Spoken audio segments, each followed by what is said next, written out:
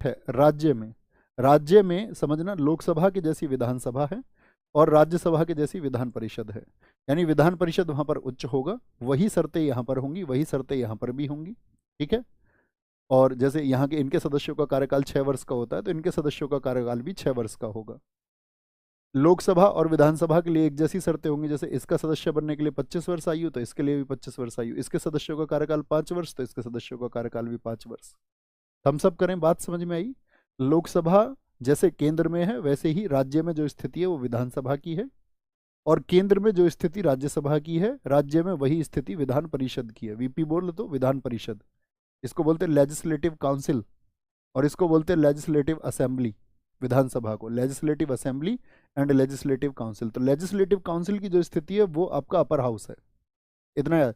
Legislative assembly वो lower house है, वो लोकसभा है। कोई दिक्कत इतनी छोटी सी बात में? अभी बच्चा ऐसे प्रश्न नहीं करने हैं, नहीं तो आप खुद ही कंफ्यूज हो जाएंगे। एक बच्चे ने जैसे लिखा है यूटी के बारे में थोड़ा बताइए। मैं पहले ही बता चुका हूं दोस्त, जिनमें प्रशासन सीधा केंद्र के माध्यम से हो। एक हमारे साथी ने पूछा विधानमंडल क्या होता है, तो अभी विधानमंडल पर हम पहुंचे ही नहीं है, संयम रखना है। अभी जिसको हम सीख रहे हैं उस पर हमको ध्यान लगाना है। विधानमंडल में आगे बताऊंगा आपको कि विधानमंडल के दो आपका साथी सदन होते हैं, आपका विधानसभा और विधान परिषद। लेकिन उसके तीन आपका क्या बोलेंगे, तीन अंग होते हैं जो आपका विधान सभा, विधान परिषद और राज्यपाल को मिलकर बनते हैं। उसके लिए हमको इंतजार करना पड़ेगा। ओके, ऐसे नहीं कि बीच में आप कुछ भी प्रश्न पूछेंगे तो अभी तो मैंने उत्तर दे दिया, लेकिन आगे से नहीं देंगे। क्यों नहीं देंगे? क्योंकि उससे कोई अर्थ नहीं है उसका, आप समझ जाओगे, जान जाओगे। ठीक? तो ये प्रणाली कहाँ से ली है? राष्ट्रपति के निर्वाचन की प्रणाली, ये याद रख लेना, हमने आयरलैंड से ली है, आयरिश संविधान से। ठीक है साथी? कहाँ से भैया? हमने इसको आयरलैंड से लिया है। दूसरी बात, दूसरी बात अभी बताएंगे, पहले जान लो इस बात को कि जो चुनाव होता है, जो प्रणाली होती है, वो साथी आपका कैसा चुनाव होता है? क्या जनता उसमें भाग ले लेती है सीधे? आप वोट डाले हैं कभी आपने? अप्रत्यक्ष चुनाव होता है, सीधी जनता भाग नहीं ले सकती है। अप्रत्यक्ष चुनाव यानी कि कैसा इलेक्शन है ये? आपका इनडायरेक्ट इलेक्शन है, इनडायरेक्ट इलेक्शन। कुछ समय पहले साथी आपको याद होगा मैंने एक प्रणाली आपको बताई थी, FPPS, उसका पूरा नाम लिखे जरा, सोचिए। First past the post system. तो first past the post system उसको कहते हैं जिसमें जनता सीधे वोट करती है। जैसे आपने अपने प्रधानी के चुनाव में कभी वोट किए हैं? अगर आप 18+ के हैं तो आप कहेंगे हाँ भैया। तो वो जहां पर जनता ने सीधे वोट कर दिया, 18+ के जो भी मतदाता है, तो वो क्या हो गया? FPPS। विधानसभा चुनावों में आपने कभी वोट किया हो, या आपका जिला पंचायत के चुनावों में आपने कभी वोट किया हो। ठीक है, तो वो सब क्या है आपका? लोकसभा के चुनावों में आपने वोट किया हो, जब भी पीछे चुनाव थे, शायद आप में से बहुत सारे साथी वोट डाल के आए होंगे आपका 2024 के चुनावों में। तो आप क्या कहेंगे? वो सब है FPPS, जहां जनता सीधे वोट डाल रही है। लेकिन ये वो क्या होता है? वो डायरेक्ट इलेक्शन है, प्रत्यक्ष चुनाव है। ये कैसा? इसमें जनता की सीधी भागीदारी नहीं होती है। जनता के द्वारा जो चुने गए लोग हैं, जिनको आपने चुना, और वो चुने हुए कौन थे? अभी मैंने बताया। एक कौन होंगे? जो साथी आपका संसद के दोनों सदनों के निर्वाचित सदस्य होंगे, और साथ में विधानसभाओं और केंद्र शासित प्रदेशों के जो विधानसभा हैं उनके भी निर्वाचित सदस्य होंगे। तो वो किसने चुने थे? हम सबने चुने थे। हर एक उस वोटर ने चुना है जिसने वोट डाला है। बात क्लियर है? तो अप्रत्यक्ष चुनाव होता है यहाँ पर, वो लोग वोट डालते हैं। तो सीधे वोट तो लोगों ने डाला नहीं, अप्रत्यक्ष चुनाव हुआ। अब उसको कैसे चुना जाएगा? तो उसको हम बोलते हैं आनुपातिक, आनुपातिक प्रतिनिधित्व। आनुपातिक प्रतिनिधित्व, यहां से यूपीएससी प्रश्न पूछता है इससे। आनुपातिक प्रतिनिधित्व कैसा क्वेश्चन पूछेगा अभी बताएंगे। प्रोपोर्शनल, इसको अपनी कॉपी में नोट करना जरा। प्रोपोर्शनल रिप्रेजेंटेशन इसको बोलते हैं, रिप्रेजेंटेशन। ठीक है। और साथ में आपका एकल संक्रमणीय मत। तीसरी बात लिखिए, एकल संक्रमणीय मत।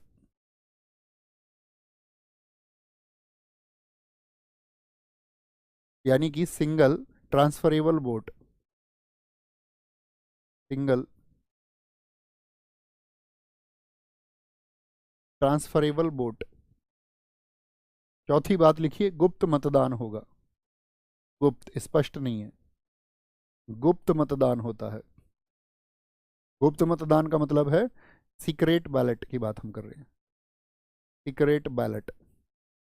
देखो, राष्ट्रपति के निर्वाचन की प्रणाली अप्रत्यक्ष चुनाव के द्वारा क्या बोलेंगे, अनुपातिक प्रतिनिधित्व के एकल संक्रमणीय मत में गुप्त मतदान द्वारा होता है। तो ये चार चीजें हुई। अब दिमाग में प्रश्न आएगा ये क्या है, तो इनको कहीं कॉपी में नोट कर लीजिए। इसके लिए हमको एक बड़ी कक्षा लगानी पड़ेगी, लगभग 2 घंटे की, जिसमें हम स्टेट की तुलना करेंगे कि किसी स्टेट के विधायक के, एक विधायक के मत का मूल्य क्या होता है।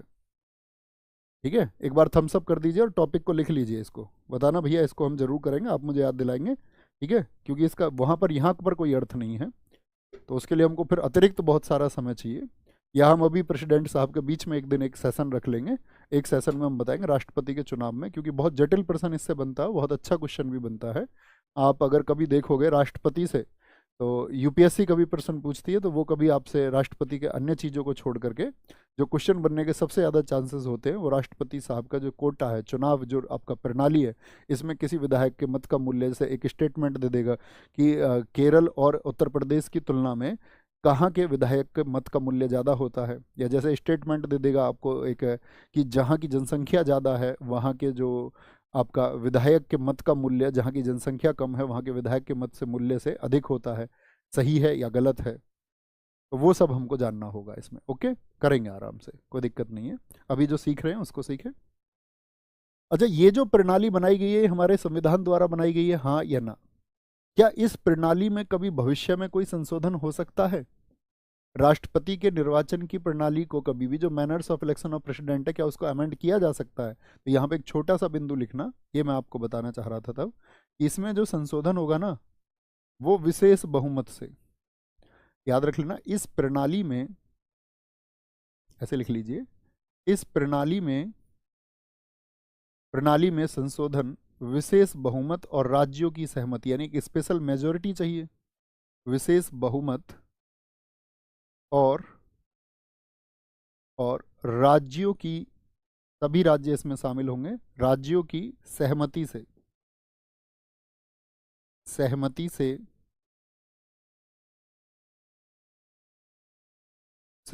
हो सकता है। ऐसा नहीं है कि ये प्रणाली स्थायी रहेगी, इसको क्या बोलेंगे, संशोधन हो सकता है, लेकिन उसके लिए क्या जरूरत होगी, सभी राज्यों की सहमति और एक स्पेशल मेजोरिटी की जरूरत होगी। ठीक है, तो दिक्कत 55 क्लियर है कि इसके चुनाव में भैया क्या बोलेंगे, जनता भाग नहीं लेती है। ये क्या लगाया, इसके चुनाव में जनता भाग नहीं लेती है। ओके, आगे आते हैं, नोट करना आप।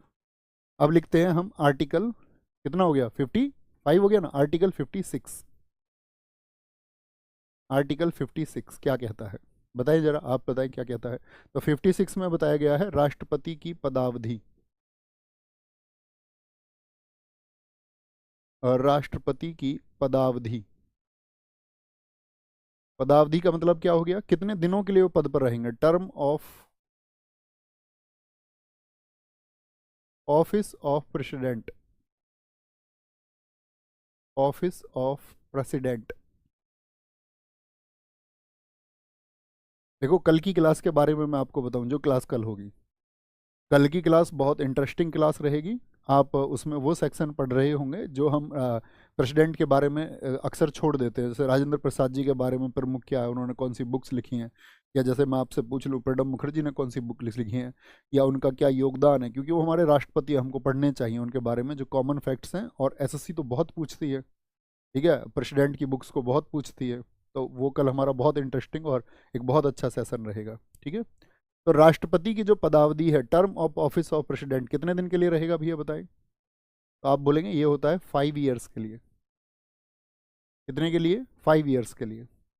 लेकिन देखो, ऐसा भी तो हो सकता है कि राष्ट्रपति साहब जो हैं ये आपका चुन लिए गए और वो प्रेसिडेंट बन गया, वो चाहते कि वो प्रेसिडेंट ना रहे और वो रिजिग्नेशन देना चाह रहे हैं, त्यागपत्र देना चाह रहे हैं, तो त्यागपत्र दे सकते हैं या नहीं दे सकते हैं, यानी रिजाइन कर सकते हैं 5 वर्ष से पहले या नहीं। तो आप कहेंगे जी भैया वो त्यागपत्र कर सकते हैं, वो रिजाइन कर सकते हैं, जो उनका रेजिग्नेशन लेटर है वो दिया जा सकता है, वो रिजाइन कर सकते हैं। तो वो रिजाइन जो करेंगे, जो त्याग पत्र होगा वो किसको देंगे, तो त्याग पत्र याद रख लेना, वो उपराष्ट्रपति साहब को देंगे, वाइस प्रेसिडेंट को, क्योंकि इनकी जगह पे कौन काम करने आएगा? अगर राष्ट्रपति साहब का पद नहीं रहेगा तो राष्ट्रपति साहब का यदि पद खाली है तो उनकी जगह कौन जाएंगे? उपराष्ट्रपति। ठीक है, तो इसीलिए किसको देते हैं त्याग पत्र? उपराष्ट्रपति को, वाइस प्रेसिडेंट को। वाइस प्रेसिडेंट को क्या दे देते हैं? वो त्याग पत्र दे देते हैं। और इनका एक यहाँ पर ड्यूटी होता है उपराष्ट्रपति साहब का, जो वाइस प्रेसिडेंट है, याद रख लेना, वाइस प्रेसिडेंट उपराष्ट्रपति, इसकी सूचना लोकसभा स्पीकर को देते हैं। वो इसकी जो इंफॉर्मेशन है, इसकी जो सूचना है वो किसको देंगे? इसकी सूचना लोकसभा स्पीकर। लोकसभा स्पीकर क्या होता है? जो निम्न सदन है उसमें साथी उसका अध्यक्ष होता है। इसकी सूचना लोकसभा स्पीकर को देते हैं। स्पीकर कौन होते हैं? अध्यक्ष होते हैं लोकसभा के। तो वो रिजाइन तो कर सकते हैं, रिजाइन करके किसको, आपका रेजिग्नेशन किसको देंगे? वाइस प्रेसिडेंट को। और वाइस प्रेसिडेंट का यहाँ पर क्या ड्यूटी है कि वाइस प्रेसिडेंट इसके बारे में तुरंत किसको सूचना देंगे? आपका, वो इसके बारे में सूचना देते हैं आपका लोकसभा स्पीकर को। ओके, तो ये क्या हुआ आपका यहाँ पर? दूसरी बात समझे कि इन्होंने त्याग पत्र दे दिया तो इनके तो पद खाली हो गया। अब इनका जो पद खाली हो गया तो यहाँ पर कौन काम करेंगे? उपराष्ट्रपति साहब इनकी जगह काम करेंगे। उपराष्ट्रपति साहब भी अगर त्याग पत्र दे दे, उपराष्ट्रपति साहब भी नहीं है, तब कौन काम करेगा? तब कौन काम करेगा? लिख लेना इस बात को भी, यदि उपराष्ट्रपति भी नहीं है, वीपी लिख दें, वाइस प्रेसिडेंट। यदि वाइस प्रेसिडेंट भी त्याग पत्र दे दे, या नहीं है ऐसे लिख लीजिए सिर्फ, यदि वाइस प्रेसिडेंट भी नहीं, तब कौन? तब तब सुप्रीम कोर्ट, सुप्रीम कोर्ट यानी कि उच्चतम न्यायालय, तब सुप्रीम कोर्ट के जो चीफ जस्टिस ऑफ इंडिया होंगे, भारत के जो मुख्य न्यायाधीश होंगे, सुप्रीम कोर्ट के सीजेआई होंगे, ये लिख लीजिए सिर्फ। कौन होंगे? सुप्रीम कोर्ट के मुख्य न्यायाधीश होंगे। अच्छा, यहां पर मुझे एक बात बताओ, सुप्रीम कोर्ट के जो मुख्य न्यायाधीश होंगे साथी आपका, बहुत बढ़िया जी, बहुत बढ़िया, चीफ जस्टिस ऑफ इंडिया सबने लिखा। क्या कभी कोई बने हैं क्या हमारे देश में? आप कहेंगे हाँ जी। कौन बने? मोहम्मद हिदायतुल्ला। वो कौन थे हमारा? वो चीफ जस्टिस ऑफ इंडिया थे, और वो वाइस प्रेसिडेंट भी नहीं थे। आपका प्रेसिडेंट भी जब नहीं खाली रहे तो उनको ये मौका मिला, और वो कौन हो गए थे? भारत के राष्ट्रपति, कार्यवाहक हुए थे। कैसे? कार्यवाहक राष्ट्रपति है, क्योंकि राष्ट्रपति तो चुनना पड़ेगा हमको। अब ऐसा थोड़ी ना कि भाई इनको 5 वर्ष के लिए बना देंगे सीजीआई को, तो ये तो कार्यवाहक का काम करते हैं, यानी कि एक्टिंग एक्टिंग प्रेसिडेंट का काम करते हैं। तो एक्टिंग प्रेसिडेंट का काम करते हैं तो भैया नया राष्ट्रपति चुनना पड़ेगा। अब नया राष्ट्रपति कितने दिन में चुनना पड़ेगा, ये बात बताइए। तो ये जो लोग हैं, उपराष्ट्रपति भी कार्यवाहक के रूप में काम करेंगे, वाइस प्रेसिडेंट भी आपका कार्यवाहक के रूप में, और आपका जो चीफ जस्टिस ऑफ इंडिया है वो भी कार्यवाहक के रूप में। तो यहाँ पर एक छोटी सी बात याद रख लेना, छोटी सी बात याद रख लेना, क्या बोलेंगे? 6 महीने में, 6 महीने में अगले राष्ट्रपति चुने जाएंगे। अगले राष्ट्रपति कितने मंथ्स में? 6 मंथ्स में। ओके, अगले राष्ट्रपति चुने जाएंगे। ये क्यों आ जाता है भाई बार बार? आगे आएंगे। ये जो फोटो आ रहा है ना बार बार, ये ऐसा है कि मैंने आपको क्विज के लिए बताया कि आप क्विज को कैसे। आर्टिकल 57,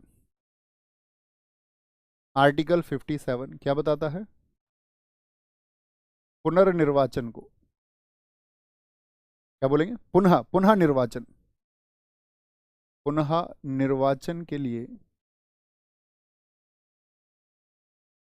पुनः निर्वाचन के लिए पात्रता,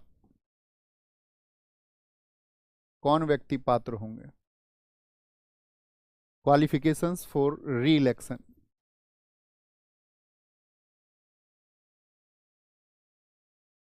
फॉर री इलेक्शन। तो ऐसी किसी पात्रता की बात यहाँ पर नहीं की गई है। यहाँ पर बस एक छोटी सी बात है, याद रख लेना, कि जो भारत का राष्ट्रपति भाई पहले बने तो उनकी योग्यताएं होंगी कुछ राष्ट्रपति बनने की, तो दोबारा बनने के लिए कोई विशेष योग्यताओं की जरूरत नहीं है। उन्हीं योग्यताओं पर वो दोबारा भी राष्ट्रपति का चुनाव लड़ सकते हैं। अच्छा, मुझे बताइए, भारत में राष्ट्रपति का जो चुनाव है, या राष्ट्रपति का चुनाव कितनी बार लड़ सकते हैं? 4 ऑप्शन में देता हूँ, 1, 2, 3, या कोई सीमा नहीं है। जैसे दोबारा से कभी आप ये ना समझे कि भाई सिर्फ 2 बार ही लड़ सकते हैं,